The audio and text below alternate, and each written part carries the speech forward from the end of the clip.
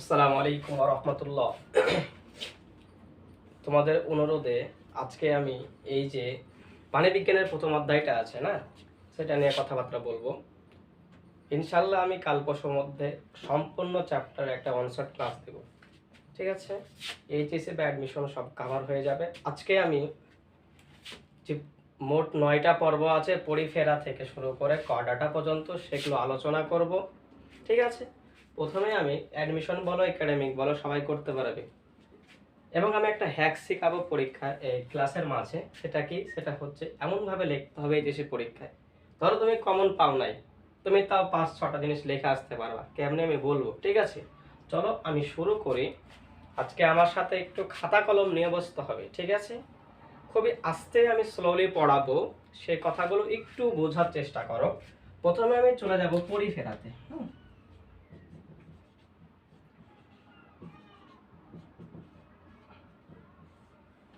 দেখো ভাইয়া, পরিফেরা, এই পরি মানে হচ্ছে ছিদ্র, আর ফেরা মানে হচ্ছে বহনকারী। তার মানে এই পরিফেরা পর্বের পানিকে বলি ছিদ্র বহনকারী বা ছিদ্রাল পানি বলে। কি বলে? ঠিক আছে, এদেরকে বলা হয় ছিদ্রাল পানি। কেন? কারণ এই পরিফেরা পর্বের পানিদের সম্পূর্ণ দেহ জুড়ে ছিদ্র থাকে। যদি আমি একটা পরিফেরা পর্বের পানি এভাবে আঁকাই, এই প্রত্যেকটা অংশে এভাবে ছিদ্র আছে, প্রত্যেকটা দেহ প্রাচীর জুড়ে ছিদ্র আছে। তাই এটা হচ্ছে পরিফেরা পর্বের পানি। এ পর্বের পানিরা কি জানো, খুবই অনুন্নত হয়, এরা চলতেই পারে না। হ্যাঁ, পূর্ণাঙ্গ অবস্থায় এরা চলতে পারে না।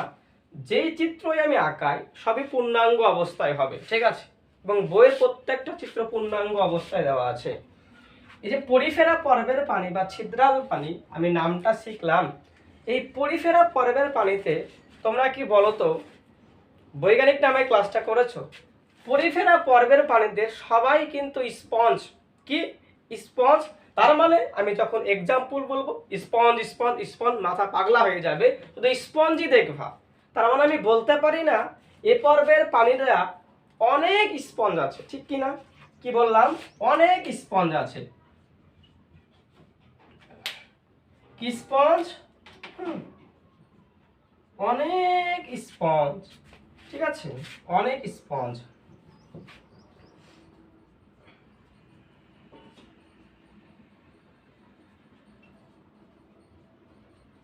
ওকে, কি বলবা বলো আমার সাথে? অনেক স্পঞ্জ। অনেক স্পঞ্জ। পরিফেরা একটু শান্তশিষ্ট ভাবে পড়ি। দেখো, অথেকা বলো অস্টিয়া, আর অথেকা হচ্ছে অস্কুলাম। নাম দুইটা কেমন লাগতে পারে একটু ভিডিওটা পজ করে বলো। অস্টিয়া আর অস্কুলাম। অস্টিয়া মানেই ছিদ্র, ঠিক আছে, আর অস্কুলাম। এখন কথা হচ্ছে একটু 2-3 বার বলো অস্টিয়া অস্কুলাম। এই অস্টিয়া এবং অস্কুলামের মধ্যে আসলে বড় অক্ষর কোনটা? অস্কুলাম।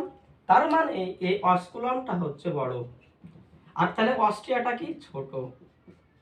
যেই সংখ্যায় ছোট হয় তে অসংখ্য থাকবে না, আর যে বড় হবে সে অবশ্যই সংখ্যায় কম থাকবে। তাই অস্ট্রিয়া হয় অসংখ্য থাকে। কত থাকে? অস্ট্রিয়া অসংখ্য থাকে, আর অস্কুলামটা থাকে একটা। কয়টা? একটা। বলো তো, নাম হচ্ছে পরিফেরা বা ছিদ্রাল পানি, অর্থাৎ তার সম্পূর্ণ দেহ জুড়েই ছিদ্র আছে। অস্ট্রিয়া মানে যেহেতু ছিদ্র, তাই সম্পূর্ণ দেহ জুড়ে ছিদ্র থাকবে। তাই বলতে পারি এই অস্ট্রিয়া থাকে দেহ প্রাচীরে। আর এই অস্কুলামটা একটা প্রান্তে থাকে। কেমনে কি আমি বলছি, একটু এইখানে আসি। দৈন্তন্য দিয়ে দুইটা কথা। 1 নাম্বার নালীতন্ত্র, 2 নাম্বার হচ্ছে নিশ্চল, যেটাকে ইংলিশে বলে সেসাইল। নিশ্চল অবশ্যই পূর্ণাঙ্গ পানি, লার্ভা দশা। এই নালীতন্ত্র আসলে কাজ কি বা অস্ট্রিয়ার কাজ কি একটু যদি আমি বলি, দাঁড়াও। তাহলে দেখো এই নালীতন্ত্র এবং অস্টিয়ার আসলে কাজটা কি, যদি আমি একটা কলমের শীষবাহী করে দেখাই, এই যে কলমের পিছনটা এখানে অস্টিয়া আছে না নাই, ধরলাম এই পিছনটা যে ছিদ্র বা ফুটা এটা হচ্ছে আমাদের অস্টিয়া, দেখা যাচ্ছে, দেখা যাওয়ার কথা, ঠিক আছে। তার মানে এই হচ্ছে এই অংশটা হচ্ছে আমার অস্টিয়া। এই অস্টিয়া দিয়ে এই ধরো কলমের যে প্লাস্টিকটা, এই প্লাস্টিকটা হচ্ছে আমাদের নালিকাতন্ত্র। কমন সেন্স, এই ফুটা দিয়ে কোনো একটা জিনিস অবশ্যই প্রবেশ করবে। এই যে কালো অংশ দেখতে পাচ্ছ কলমের কালি, এটা ধরো কোনো একটা জিনিস প্রবেশ করছে, ঠিক আছে। তার মানে নালিকাতন্ত্রের মাধ্যমে অস্টিয়া দিয়ে তার অনেক কিছু জিনিস প্রবেশ করে। যেহেতু এরা ছিদ্রাল পানি পরিফেরারা, তাই এরা চলতে পারে না, কমন সেন্স, তাই তাদের তো খেয়ে বেঁচে থাকতে হবে, বংশ বাড়াতে হবে। তার জন্য এই অস্টিয়া পথে নালিকাতন্ত্রের মাধ্যমে তিনটা জিনিস প্রবেশ করে। তাহলে অস্টিয়া দিয়ে কয়টা জিনিস প্রবেশ করে আমি যদি বলি একটু, তিনটা জিনিস। কয়টা? তিনটা। আমরা বলো খাস, অক্সিজেন। কি প্রবেশ করে? খাস অক্সিজেন প্রবেশ করে। থেকে খাদ্য প্রবেশ করে, কারণ তাকে তো খায়া বেঁচে থাকতে হবে। আর তার বাসায় শুক্রাণু, কারণ সে বংশ বাড়াবে। আর অক্সিজেন, অস্টিয়া থেকে অক্সিজেন পড়বা। তাহলে অস্টিয়া পথে প্রবেশ করে কি? খাস অক্সিজেন, খাদ্য, শুক্রাণু এবং অক্সিজেন প্রবেশ করে। ওকে, ধরো এমন একটা খাদ্য এলো, তার খায়া মাথা টাথা নষ্ট হয়ে গেল। খাদ্য তো ভালো খাদ্য ছাড়া তো খাবে না, না? যেগুলো ভালো খাদ্য না, অপাচ্য অংশকে বের করতে হবে না? বের করার জন্য একটা জিনিস ধরো, যেমন আমাদের পায়ু থেকে অপাচ্য অংশ বের হয়, তাই পায়ু অবশ্যই একটা পান্তে থিয়েছে আল্লাহ তাআলা। সেম টু সেম এদের একটা পান্তে অস্কুলাম পথে কি হয়, এ সকল উল্টাপাল্টা জিনিসগুলো বাইরে বের হয়ে যায়, যেগুলো তার জন্য প্রযোজ্য না বা ভালো না। তাহলে বাইরে নির্গত হয় কোনটা দিয়ে? বাইরে নির্গত হয়, ঠিক আছে। তাহলে পান্তে থাকে যেন সহজে বের হয়ে যেতে পারে। তাহলে অস্কুলাম দিয়ে কি হয়, এই অপাচ্য অংশগুলো বের হতে পারে, যেগুলো আসলে তার প্রয়োজন না। বোঝা গেল? তাহলে নালিকা নিশ্চল, সাবধান, নালিকা তন্ত্র। যদি কোশ্চেন করে নালিকা পদ, তাহলে কিন্তু অ্যান্সার আলাদা হয়ে যাবে। এটাকে বলা হয় টিউব ফিট, FEET। হ্যাঁ, এই নালিকা পদ বা টিউব ফিট কিন্তু একাইনোডার্মাটা।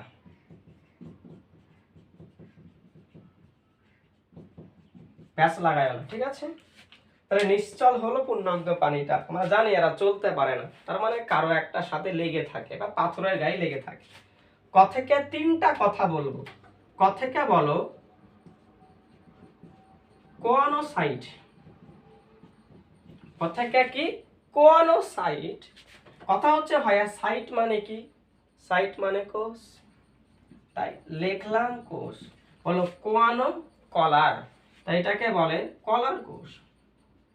তাহলে কোয়ানো কলার, সাইট মানে কোষ, তাই এটা কলার কোষ, ঠিক আছে। এই কলার কোষে কি আছে? ফ্লাজেলা আছে। কেন আছে বলছি, এরা ফ্লাজেলা যুক্ত। ওকে, দেখো ফ্লাজেলা থাকার আসলে কারণটা কি? কমন সেন্স খাটাও। ধরো এই অস্টিয়া পথ দিয়ে কলমের শীষের মধ্য দিয়ে কি হলো, খাদ্য, অক্সিজেন, শুক্রাণু প্রবেশ করলো। এদেরকে তো ধরতে হবে ভাইয়া, ধরে তো তাকে খাইতে হবে, ঠিক কি না? তা খাওয়ার জন্য তো এমনি পারবে না ধরতে, কারণ সে নিশ্চল। তার জন্য কি করে? আল্লাহ তাআলা ফ্লাজেলা দিয়েছে। ফ্লাজেলা মানে তো জানো, সুতা। সুতা দিয়ে খাটাম ধরে নিতে পারবে এবং আলটিমেটলি খাইতে পারবে এই জিনিসগুলো, ঠিক কি না? তার জন্য আল্লাহ তাআলা কনোসাইট বা কলার কোষে ফ্লাজেলা দিয়েছে, কারণ ফ্লাজেলা দিয়ে সে ধরতে পারবে, ঠিক আছে। শুক্রাণু ধরতে পারবে, খাদ্যকে ধরতে পারবে। ক থেকে কনোসাইট গেল। ক থেকে আরো দুইটা কথা বলবো, ঠিক আছে।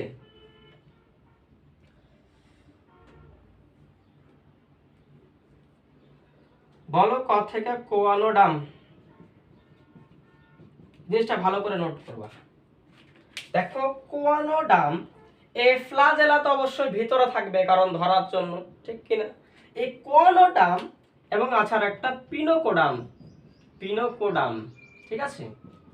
এই কোয়ানোডাম এবং পিনোকোডাম, দেখো পিনোকোডাম মানুষ পিনিক করে বাইরে, ঠিক কিনা, ভিতরে কি করবে বাসাতে না, তাই এটা হচ্ছে আসলে বাইরে থাকে। ডাম মানে ত্বক, মানে এটা বাইরের স্তর, তাহলে কর্নোডাম হচ্ছে ভেতরের স্তর, ঠিক আছে।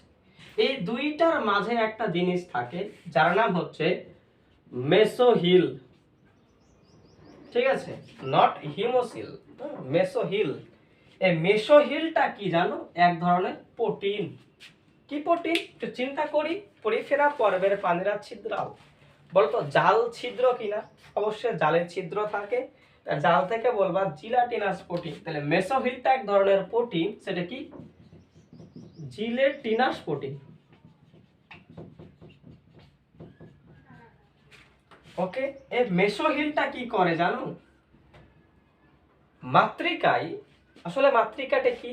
যেমন যদি আমি একটা মাইটোকন্ড্রিয়া আঁকাই, এই মাইটোকন্ড্রিয়া যে ম্যাট্রিক্স গুলো আছে, এই যে এই মাতৃকা, এই মাতৃকাকে বলে ম্যাট্রিক্স। সেম টু সেম এই অংশগুলো প্রত্যেকটা অংশে কিন্তু মাতৃকা আছে। এই মেসোহিলটা মাতৃকায় যায় বিভিন্ন অংশ মতন ধারণ করে, যেমন অ্যামিবোসাইট কণিকা, কঙ্কাল তন্তু, এই সকল জিনিস ধারণ করা হচ্ছে মেসোহিল। এটা আমি লিখলাম না, এটা লিখে নিও এখানে। কি করে? অ্যামিবোসাইট কণিকা, আচ্ছা লিখি,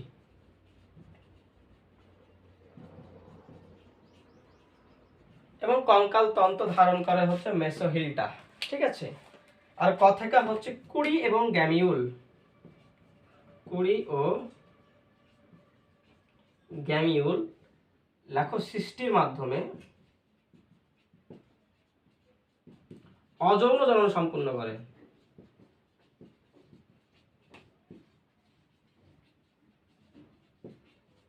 তার মানে সে কিভাবে অযৌন জনন করে? কুড়ি এবং গ্যামিউলের মাধ্যমে।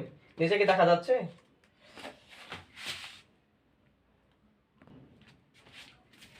নিচে তো আর দেখা যাবে না, একটু মিশাই দিই, ঠিক আছে।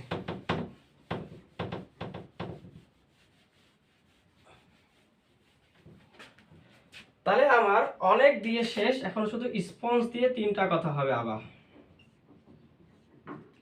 স্পঞ্জ দিয়ে প্রথমে হচ্ছে স্পিকিউল। নাম কি? স্পিকিউল। লাস্টে যদি ওল থাকে তাহলে ওল মানে ছোট বোঝায়, যেমন রিফাতের ছোট রিফাকিউল, হ্যাঁ। তাহলে স্পিনের ছোট হচ্ছে স্পিকিউল। ভাইয়া তোমরা কি জানো স্পিন মানে কি? স্পিন মানে হচ্ছে কাটা, আর উল মানে ছোট, তাহলে স্পিকিউল মানে কি? ছোট কাটা, ঠিক কিনা? ছোট কাটা। আর যে যে ছোট হয় সেগুলো কিন্তু অসংখ্য থাকবে। যেমন আমরা দেখলাম, কি দেখলাম? ওই অস্টিয়া অসংখ্য ছিল কারণ ছোট ছিল।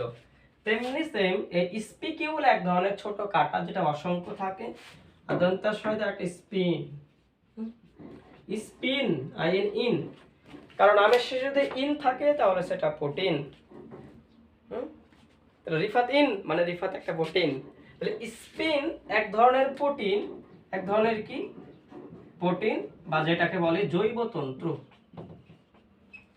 আর স্পঞ্জে আরেকটা আছে, সেটা কি? তাহলে দন্তাস্ব স্পঞ্জ দিয়ে স্পিকিউল পাইলাম, স্পিন পাইলাম, আরেকটা হচ্ছে আলটিমেটলি কি বলতো? স্পঞ্জসিল মানে গহ্বর। হ্যাঁ,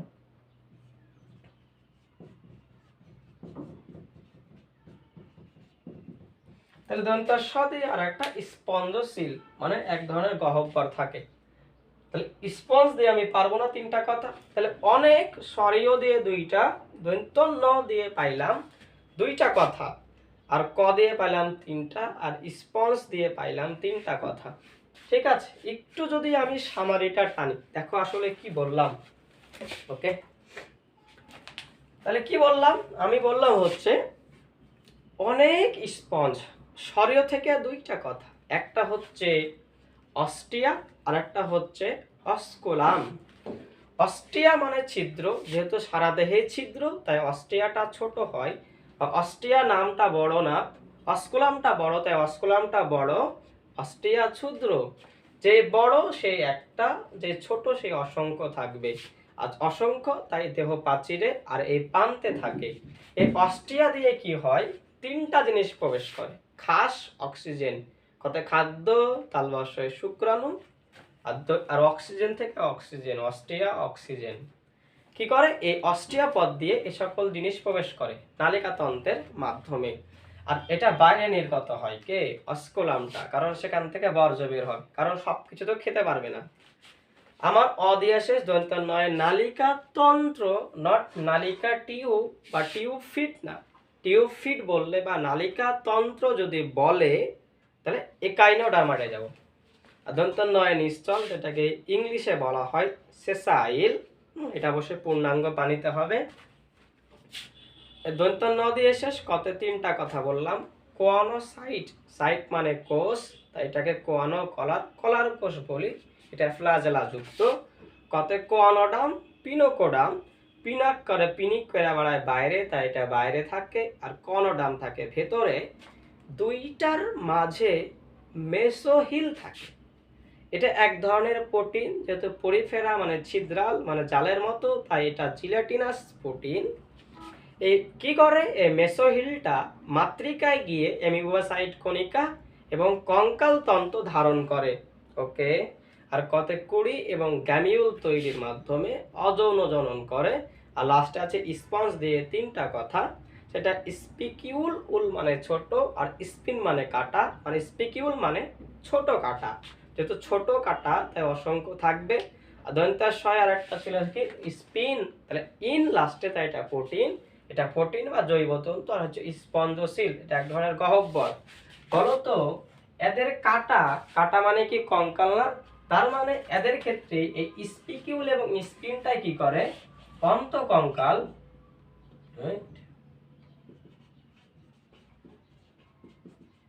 এবং দেহের কাঠামো তৈরি করে। আমরা তো জানি আমাদের হাড়ে কি করে, কাঠামো দেয়। অন্তকঙ্কাল এবং দেহের কাঠামো গঠন করে হচ্ছে আমাদের এইটা। এটাই পরিফেরা নিয়ে কথাবার্তা। এবার যাবো নিডারিয়াতে। ওকে, আসল নিডারিয়া নিয়ে কথাবার্তা বলবো। এই নিডারিয়া তো দুই নাম্বার, এক নাম্বার পরিফেরা, দুই নাম্বার নিডারিয়া। এই নিডারিয়া যেহেতু দুই নাম্বার, তার মধ্যে শুধু দুই দুই ব্যাপারগুলো থাকে। কি কি আমরা বলবো, ডাবল মেশিন, ওখানে ছিল অনেক স্পঞ্জ, এখানে কি ডাবল মেশিন। ওকে, দেখো ডা দিয়ে তিনটা কথা আসবে। ডা থেকে আর ডিপ্লোব্লাস্টিক। ডিপ্লোব্লাস্টিক মানে কি ভাইয়া, দ্বিস্তরী। তার মানে হচ্ছে এরা দ্বিস্তরী প্রাণী। নিডারিয়া মানে তো দুই, দুই নাম্বার মেজর পর্বের, তাই এরা দ্বিস্তরী। আমরা জানি এক স্তরী নাই, পরিফেরা পর্বের প্রাণীদের কোনো স্তর থাকে না। নিডারিয়া পর্বের প্রাণীরা দ্বিস্তরী এবং প্লাটিহেলমিনথেস থেকে সবাই কর্ডাটা পর্যন্ত ত্রিস্তরী, কারণ চতুর্থ স্তর তো আর হয় না, তাই ত্রিস্তরী ওগুলো। ঠিক আছে, ডিপ্লোপ্লাস্টিক বা দ্বিস্তরী। আর ডাবল থেকে আর একটা কথা, 20 দেখো দুই আছে মানে ডাবল, তাহলে 20টি প্রজাতি কি মিঠা পানির। তাহলে বাকি কি, বাকি সবাই সামুদ্রিক। হ্যাঁ, বাকি সামুদ্রিক।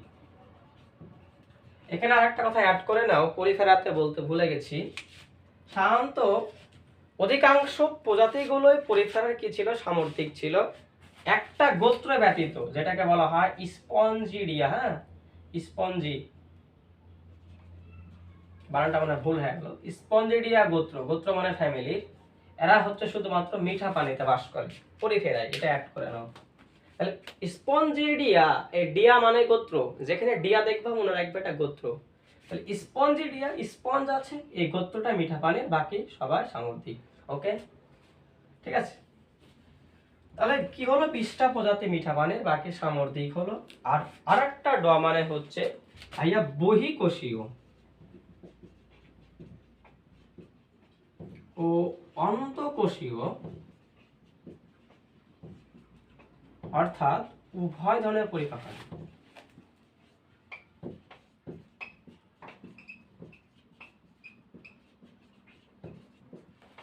তাহলে কি হয়, বহি এবং অন্ত মানে দুইটা, একটা বহি আর একটা অন্ত মিলে দুইটা। ডাবল দিয়ে তিনটা কথা দেখলাম, ডিপ্লোপ্লাস্টিক বা দ্বিস্তরী। দুই মানে কি, 20টা প্রজাতির সামুদ্রিক মিঠা পানি, বাকি সামুদ্রিক, এবং বহি এবং অন্তঃকোষীয়, অর্থাৎ উভয় ধরনের পরিপাক হয়। চলে আসি আমরা ম থেকে। ম থেকে বলো মেসোগ্লিয়া। হুম?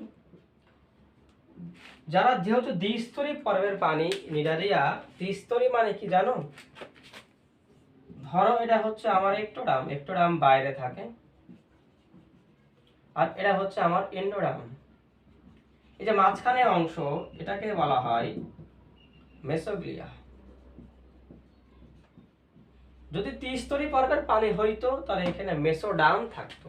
এই মেসোগ্লিয়া কি? অকোষীয়, দেখো কোনো কোষ থাকে না। এবং মেসোগ্লিয়া জেলির মতো হয়। কিসের মতো? জেলির মতো। ওকে, বুঝলা? ওকে, তাহলে মাত্র মেসোগ্লিয়া দেখলাম, মটে মেটাজেনেসিস বা জনক্রম, আর মাথাটা হচ্ছে মেডুলা। ঠিক আছে, ও পলিপ।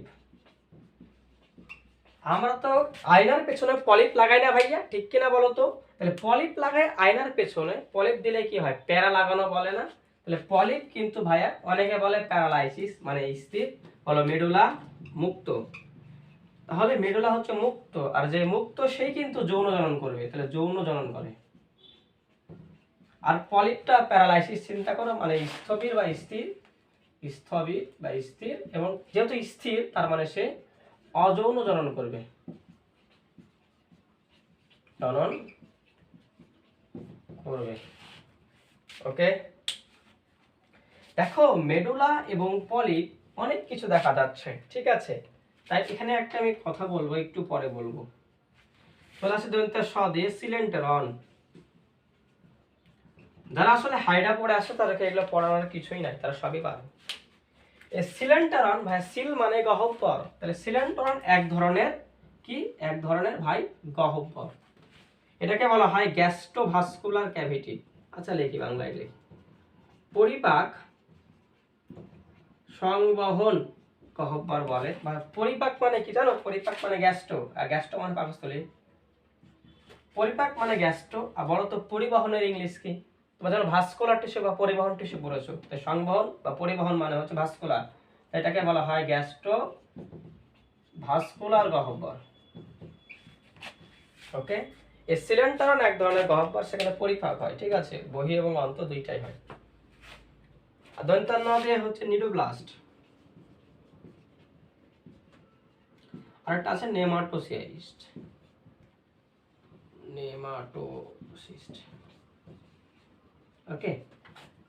তাহলে নেমাটোসিস্ট, দেখো যদি বলে দংশন অঙ্গাণু কোনটা, নিডোব্লাস্ট না নেমাটোসিস? দেখো যার মধ্যে হচ্ছে সিস, সেই সিস তার মানে সেই কিন্তু ভাইয়া দংশন করবে, দংশন করবে, ঠিক আছে?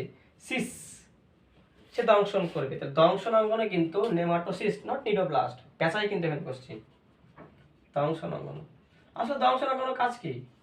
নেমাটোসিস হচ্ছে কর্ষিকার মতন এভাবে মারে। এই নেমাটোসিস্টের কাজ হচ্ছে, ধরো একটা খাদ্য আসছে, খাদ্যকে সে ধরে নেবে, শিকার ধরে নেবে। সে তার যদি নখমুখ পড়ে, সে কি করে? এই নেমাটোসিস দিয়ে দংশন অঙ্গাণু দিয়ে কি করে? সে খাদ্যকে ধরে, আত্মরক্ষা করে, ঠিক আছে? এছাড়া কি করতে পারে? খাদ্যকে গ্রহণ করতে পারে, বা শিকার করা বোঝায়, এবং পরিষ্কার করে কিন্তু, ঠিক আছে? এটা হচ্ছে আমাদের নিডানিয়া মাত্র কথাবার্তা। আরো কয়েকটা কথাবার্তা আছে, সেটা আমি একটু আলাদা করছি, ঠিক আছে? এখানে কথা একটা বলবো। দেখো আমার সাথে একটা ডায়লগ বলো। কি ডায়লগ ভাইয়া? বলো, সমুদ্রের ফুল, সমুদ্রের ফুল নিডারিয়া বুল। কি বলবো? সমুদ্রের ফুল নিডারিয়া বুল।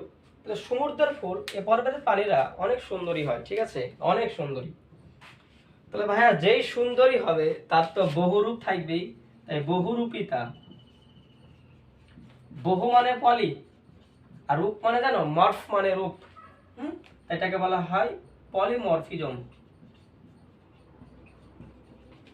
তাহলে বহুরূপিতা যেহেতু অনেক সুন্দর, তাই বহুরূপিতা বা পলিমরফিজম থাকে। আসলে বহুরূপিতা কি জানো? ধরো একটা মুক্ত, একটা বা স্থবির, তাই একটা মেডুলা, একটা পলিপ, একই প্রজাতি, এরা সেম, বাট একটা মুক্ত হচ্ছে, একটা বা কি হচ্ছে? স্থির হচ্ছে, চলতে পারছে না। অর্থাৎ একই প্রজাতির মধ্যে কিন্তু ভিন্ন কয়েকটা বৈশিষ্ট্য দেখা যাচ্ছে আকার আকৃতি গঠনে, সেটাকে আমি বলি বহুরূপিতা বা পলিমরফিজম। নিডারিয়া হচ্ছে সমুদ্রের ফুল গেল, ঠিক আছে। আরো কয়েকটা কথা জানতে হবে। এটাকে বলা, এরা কি করে, প্রবাল প্রাচীর তৈরি করে। মারাত্মক কথা এগুলো হলো, প্রবাল প্রাচীর তৈরি করে। কি লিখলাম,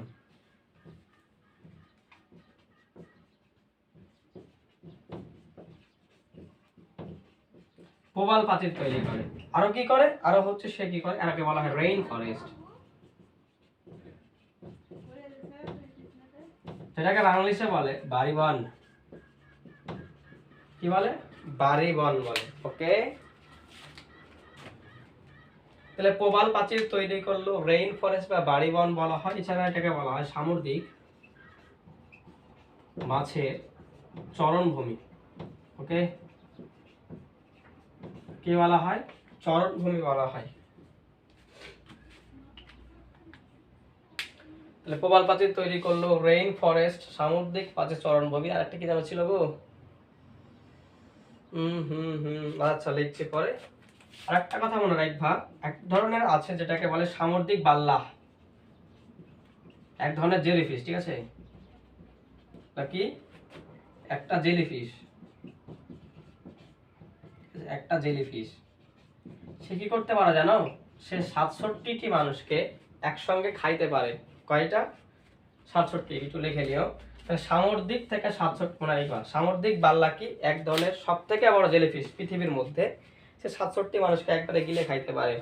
তাহলে সামুদ্রিক ফুল, সমুদ্রের ফুল হলো সমুদ্রের ফুল, নিডারিয়া বল, প্রবাল প্রাচীর তৈরি করে, রেইন ফরেস্ট বা বাড়িবান বলা হয়, সামুদ্রিক মাছের চরণভূমি বলা হয়।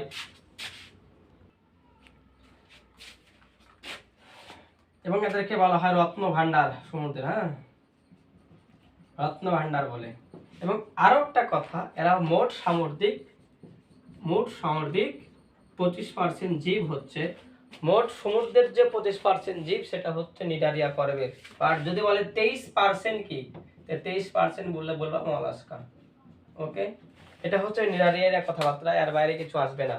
যদি আমি এক্সাম্পল বলি, এক্ষেত্রে এক্সাম্পল গুলো আসলে কি কি,